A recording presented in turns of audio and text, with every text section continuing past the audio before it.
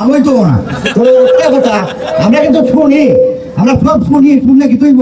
আমার একটা অনুরোধ, প্রাণের দাবি, সোনারঘাট মাধবপুরের জনগণের একটা দাবি হইলো আপনি জুনাইদ আহমদ ফরকের মতন মাত্র একটা আদালত করতে আপনার বাড়ি নির্ধারিত কিছু লোক আছে এরা আপনার প্রাণ করলে একটু কথা বলতে পারে, আর আপনি এগুলো তো মাথা করিয়া দিবা, এটা আমার দাবি। এই যে একটা কথা হইলো যে আমরা দোয়া করি আল্লাহ আপনারা নেক হায়াত দিতা, আপনি আল্লাহর তরফ থেকে ওই দুঃখটা পাইলে বলে যার ভাষণে আপনি কথা করি আমরা দেখি, ইউটিউবে দেখি, ফেসবুকে দেখি, আমরা দোয়া করি ঈশ্বর সমাজ বর্তা টেকা বলা আছে কেউ হয়েছে না, মন্ত্রী মিনিস্টার দ্বারার উপরে আপনার কথা বলুন, সব কথা দ্বারা কিছু মানুষ বেজার হইলে অসুবিধা নাই, কোটি কোটি মানুষ কিন্তু আপনার পক্ষে আছে। আর একটা কথা, সোনারঘাট মাধবপুরের না, সারা বাংলাদেশ আমি দৃষ্টি আকর্ষণ করছি, সারা বাংলাদেশের মানুষ আপনার প্রতি দৃষ্টি আকর্ষণ করে রাখছে যে সাইদ লক্ষ্মণ বা এটা সাইদ লক্ষ্মণ যা কথা কয় সত্য কয়, মোটামুটি 20-25 জন নেতা আপনার হয়তো বিরোধিতা করতেছে, আশা করি তারা কিছুই করতে পারবে না। বড় লাইনতে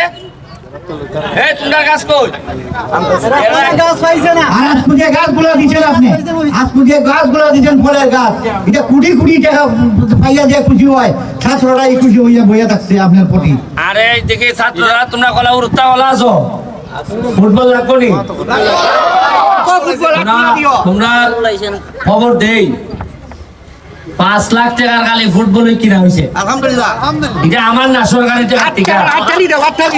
এরপরে 5 লাখ টাকার সেলাই মেশিন তোমরা লাগি, অবশ্যই তোমরা লাগি সেলাই মেশিন। এরপরে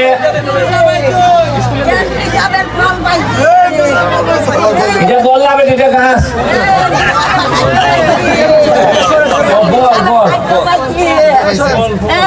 হ্যালো বেরি 100 টাকা দাও, এটা লাগাই আছে না, এটা লাগাই দাও। আলহামদুলিল্লাহ টাকা না আপনি টাকা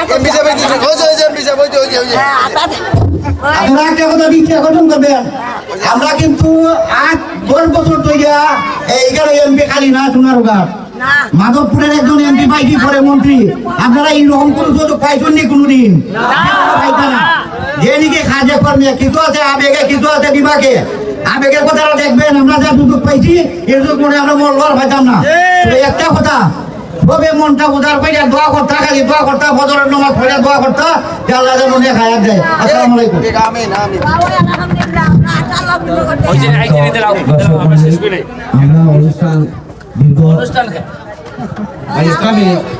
আমরা এখানে আপনারা সাইনবোর্ডে আপনারা দেখতে পাবেন আমরা প্রধান অতিথি বিশেষ অতিথি